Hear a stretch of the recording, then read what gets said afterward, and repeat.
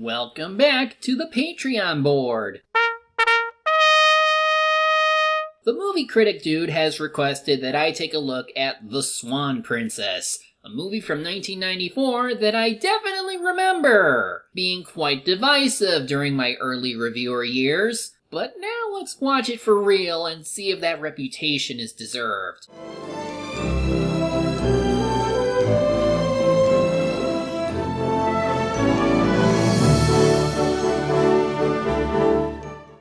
So like Alpha and Omega and the Trumpet of the Swan, this movie was animated by Crest Animation Studio. Although it was known as Rich Animation Studio back in 1994, that namesake came from Richard Rich, real original name there, who started that studio after being let go by Disney in 1988. He looked around and saw an animation renaissance from both his former employer and from Don Bluth, so he thought about adapting Swan Lake, an 1877 Russian ballet composed by Pyotr Tchaikovsky. It would take about 4 years for the studio to produce the animation by hand, and with the help of Nest Entertainment, his final work would become visible in theaters and home video. But again, is this movie any good? Well, let's put on our finest clothes and visit the Swan Princess. We open with the introduction of King William, voiced by Duncan Williams, who is the lord of a mighty kingdom, but is still moping about due to not having an heir. He gets his wish when at last a daughter is born, Odette. So celebrations are in order, although now I'm wondering what happened to the baby's mother. If she's dead, that's awkward. Guests from other kingdoms come over to bear gifts, including a future protagonist named Derek. However, not all is pleasant, as someone is plotting in the shadows. That person being Dr. Wowie. Well, he looks close, but no. This is Sir Rothbart, voiced by Jack Palance. He's the king's chancellor and right-hand man, and he has plans to take over the kingdom through the forbidden arts. But he gets foiled rather quickly because William caught on? Gotta say, this is godlike levels of luck. To have an heir and foil a coup in the space of a few days? Just real good. Good on him. But despite everyone wanting him dead, the king decides to banish Rothbart, despite the obvious threat he poses. Naturally, the big bad takes it well. Someday, I'll get my power back. And when I do, everything you own, everything you love, will be mine. But luckily, he wouldn't follow through on his threats, and everyone forgot about him. Thus, they all lived happily ever after. Yeah, that would be too easy, because now William is planning to wed his daughter to Derek, who turns out to be the prince of another kingdom and the son of Queen Uberta, voiced by Sandy Duncan. I guess both these royals have been playing a lot of Fire Emblem. Gotta start early so the kids can build an everlasting relationship. Yuck. I can't believe I'm stuck with her all summer. Oh, but she doesn't wrestle, hunt, or box. This might take a while. Really, the only reason they don't like each other comes down to the classic boy versus girl cliche, where they dislike each other as children and only stop fighting once they grow up. This sequence is sort of amusing, especially for a medieval setting. But I gotta say, while this movie can have some lovely backgrounds and fluid animation, some parts feel a bit off. I noticed some background characters not moving or barely moving, and there are definite uses of clones like with Trumpet of the Swan. I get that this is all hand-drawn, so I'm willing to cut the studio some slack, but you can tell that corners are being cut. In time, the children grow up, with Odette having the voice of Michelle Nicastro, and Liz Calloway for songs, while Derek is voiced by Howard McGillen. Now Derek has taken an interest in Odette, who seems to reciprocate those feelings, so they are going to get that S-rank support after all. They dance the night away in the royal hall, and then they kiss, exactly what their parents wanted. Arrange the marriage. Wait. Aw man, you broke the moment! Odette then asks Derek why he loves her, and he doesn't respond very well. He only goes on about her looks, and this leads to her calling off the engagement. This is obviously a meta dig at many love at first sight stories you see from Disney, so the film is throwing a curveball by introducing this conflict. But Derek isn't deterred, and he has an idea. I'll prove it to her. I'll prove my love. Checkmate.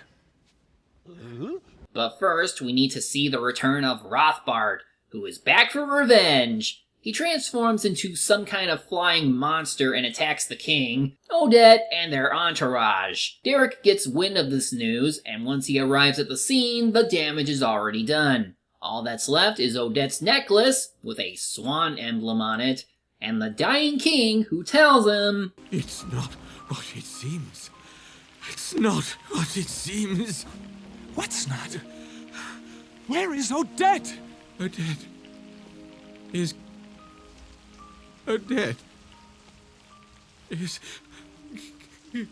gone. Maybe not the best choice in dying words, but it's already done. As for Odette, we see her kidnapped by the big bad and his assistant, Bridget. The villains not only hid her away in an old ruin, but turned her into a swan as well. This was done with a spell that keeps her in this form unless there's moonlight hitting this one lake. Rothbart's also pressuring her into marrying him, since he wants to take over the kingdom without looking too suspicious. But she says no, so Odette's stuck in the middle of nowhere, because escaping at any time turns her into a swan that can't ask for help.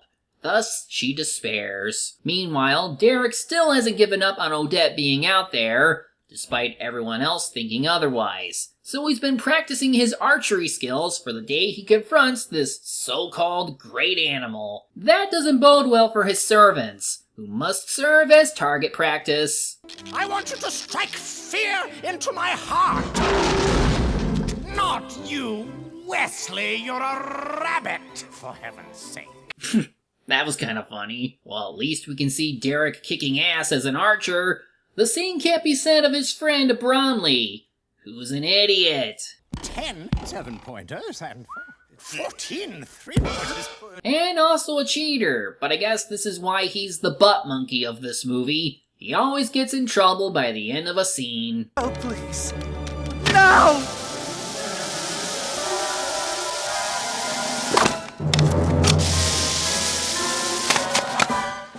Oh! 52 out of 52! Well done, Derek!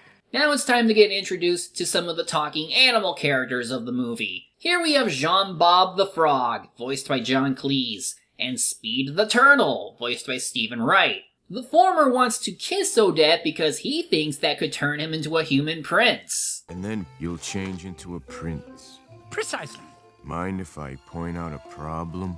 I don't take advice from peasants. I think someone's been reading far too many fairy tales. And I think someone has been watching too many Disney films that have talking animal sidekicks who do silly things. Anyway, it seems that Odette's spell can only be broken with a kiss from her true love, who in turn needs to make a vow of everlasting love and prove it to the world. And through this next song, she pretty much admits to loving Derek, despite, you know. Far longer than forever, I'll hold you in my heart. Far longer than forever, as constant as a star. Now the music of this movie comes from David Zippel and Lex de Azevedo. They aren't all bad, but this song, Far Longer Than Forever, is easily their best one. While some of the animation shots feel awkward, the singing voices handle the material the best they can. So if there are any silver linings this movie has, it's this sequence and this musical number. Anyway, a puffin bird then drops in with an arrow shot through its wing. Odette helps to pull it out just before it wakes up. Hello? This is your wake-up call. No, this is a wake-up call. Morning, sleepyhead. It takes more than a pair of pawn punks to keep Puffin down. So this is Lieutenant Puffin, voiced by Steven Vinovic, who isn't quite as annoying as Farley McFirefly, as far as stereotype characters go, or even in comparison with Jean Bob. But either way, time to watch Rothbart hit on Odette again. All it takes is just one little word. Will you marry me? Don't you have a fortress to protect from a little blue robot? I joke, but honestly, the only thing memorable about this guy is his design and voice actor. I don't mind them, but like with Rasputin, I just wish he didn't degrade into a childish goober when he doesn't get what he wants. In the meantime, Uberta's obsession with marrying off her son has her playing matchmaker, but Derek isn't interested as he's hitting the books to find out anything concerning the monster alluded to by the dead king. As he finds out something, Odette and the animals are planning to bring Derek here so they can try and show him what happened. But they need a map of the area so they know where they are. Leading to... There's danger around us. They'd hurt us if they found us. Our backs are to the wall. No fear, cause we have all the courage we require. Take it from a frequent flyer. Try your luck.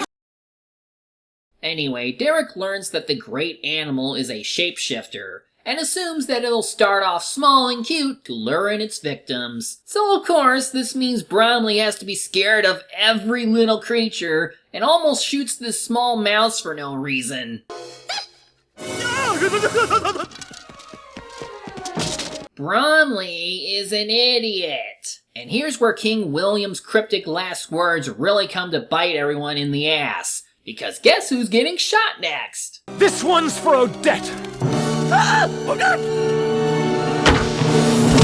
If our hero actually lands a blow on his love interest, that'd be one hell of a plot twist. But no, Odette and the Puffin make their getaway. They even have the sense to fly straight into the sunlight, which could blind Derek and maybe stop him from attacking them.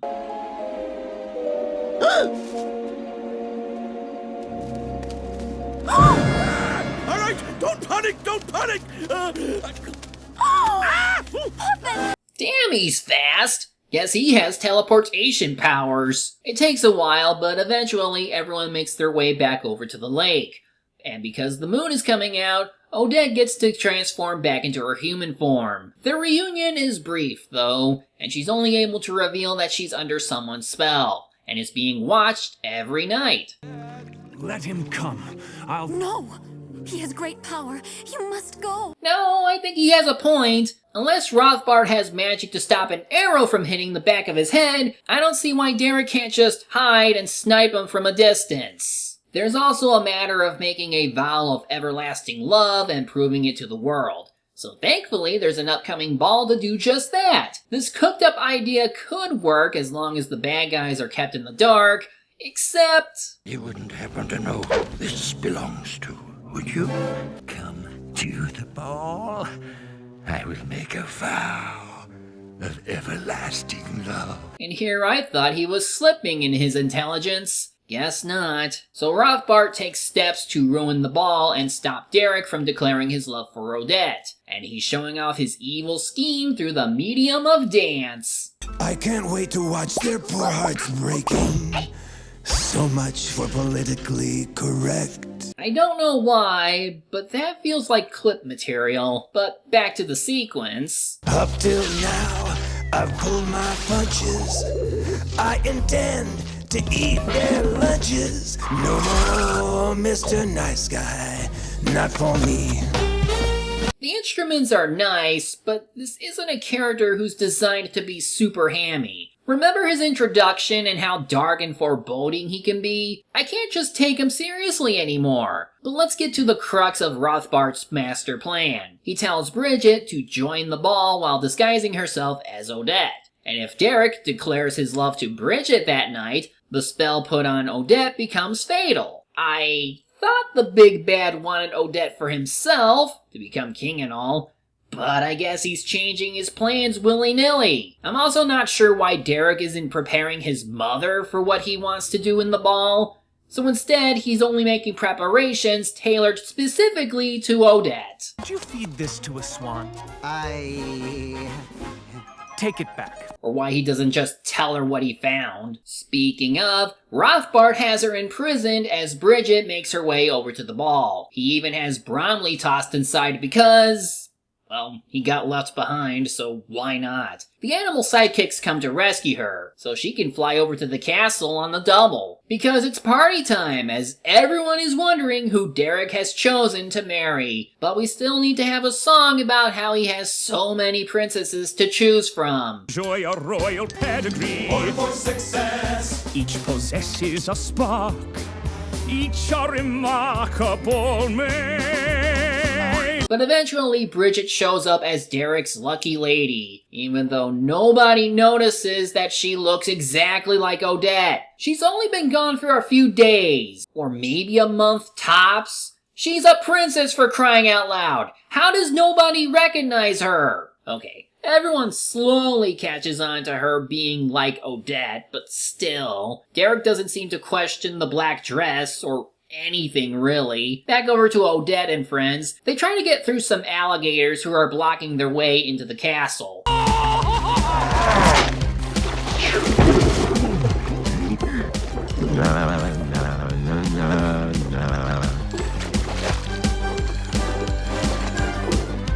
You know, Puffin could probably carry Jean-Bob into the castle, and maybe Speed too. Did we really need to swim through the moat for this? Sure, breaking through the castle wall by the well might make sense, but you know what would be better? Opening doors! The castle was unguarded and possibly unlocked tonight. You don't have to make this harder for yourself. Whatever, Odette narrowly escapes and bolts for the castle. But she's unable to get inside in time as Derek makes his vow of everlasting love. Make it a vow of everlasting love. To Odette. And right on cue, Rothbart barges in to reveal his master plan. He turns Bridget back to normal and tells Derek that the real Odette will die soon. So the prince makes a break for it to be with his one true love before the end. And well, it's about what he expected. I love you, Derek. Odette. Odette. Odette. I made the vow for her. Do you hear? The vow I made was for her! I don't know. I feel like this was on par with... I should have been the one to fill your dark soul with light! Derek demands Rothbart to revive Odette, and he can. Only if he's defeated. So yeah, final boss time. There's certainly a much bigger threat when Rothbart turns into the great animal, but most of that could be chalked up to the green tint effect going on here. Derek is getting his butt whooped, but Jean-Bob and Speed show up to give him his trusty bow. But how can he fight without ammo? Please, oh please. No!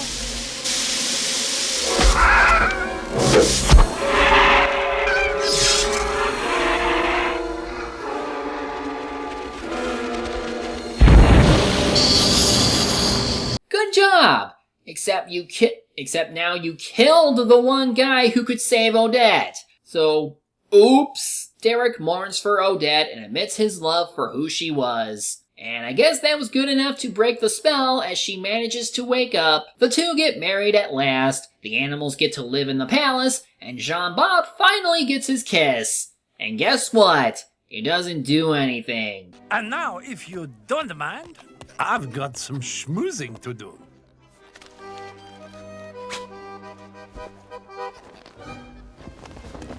And so the movie ends with the two leads sharing a moment together before they turn into an odd animation frame as the credits roll, which includes a reprised version of Far Longer Than Forever by Regina Belle and Jeffrey Osborne. And it's definitely my kind of jam. Far longer than forever.